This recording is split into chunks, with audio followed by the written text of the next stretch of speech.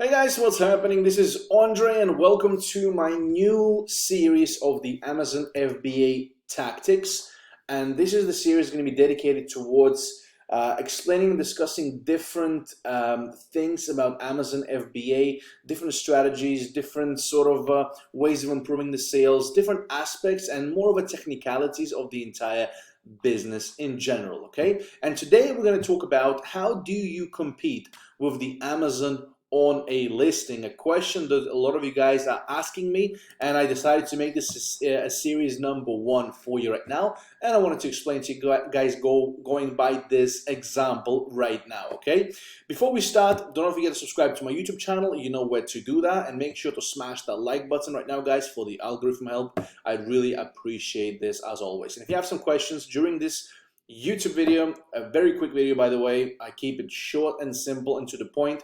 Make sure to leave your comments, ask questions. I will always reply back myself when I have time. Okay, so let's go. So let's talk about the Amazon being on a listing. First of all, how do you determine when Amazon is a seller or not? You can tell on the right hand corner right here, you can see Amazon EU is selling this particular item on a buy box. So it's dispatched from Amazon EU and it's sold by Amazon EU. Okay, so Amazon EU is just the Amazon Europe, same thing as Amazon UK or Amazon.com, doesn't really matter, it's the same thing. Okay, we can see that it also has 618 of stock on this particular listing. Okay, so what is this telling us? Okay, first of all, how do you even know how much Amazon has in stock and etc.? We're going to use a magic tool called Keeper, which I'm going to show you right now. If you're going to scroll down here, you can see this is the Keeper tool we're using. Okay, Keeper tool is a must tool. I highly recommend, probably like the number one essential tool you must have in order to start trading on Amazon, and it costs barely nothing, like $20, 20 euros or something like this. So you must get it, absolutely essential. Okay, so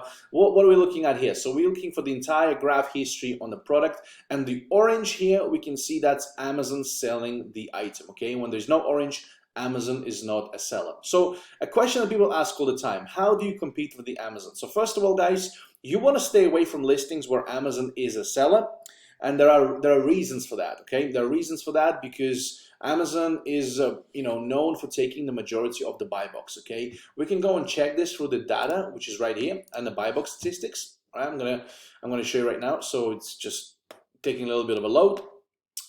Usually sometime, I'm not sure why it's taking so long. Let me just refresh this, but you can check the buy box statistics and see how dominant the Amazon is on the actual listing. Let's just give it another go. I'm not sure why it's taking so long. And okay, so you see here 90% dominance over the last 30 days. Over the last 90 days, 65%. That's a good sign, because when Amazon is dominating the listing, they're taking about like 98 to 99% of the buy box, and a lot of the times even says 100%. Okay, but obviously we can see here on the price history, Amazon is not always on a listing. Okay, the graph is not always orange, so the orange is Amazon. Okay, so the first rule here is if you can source the product lower and you can sell it at the same price as Amazon or even lower and you can undercut them, you can still buy that product. We still sell products that we have, that there is Amazon on a listing, as long as they're not dominating the buy box on 100%, because no matter what, they will still be taking the buy box because they have their own settings and algorithms set up the certain way where they're going to be repricing the product no matter what, and etc. And they will be taking and keeping the buy box, even if you do go a couple pounds, a couple dollars below their pricing as well. Okay, so in this case here, we can see Amazon is going out of stock because the white area, that means Amazon is not here. So right now they're showing as in stock as 33.65. Amazon EU is selling it on a buy box.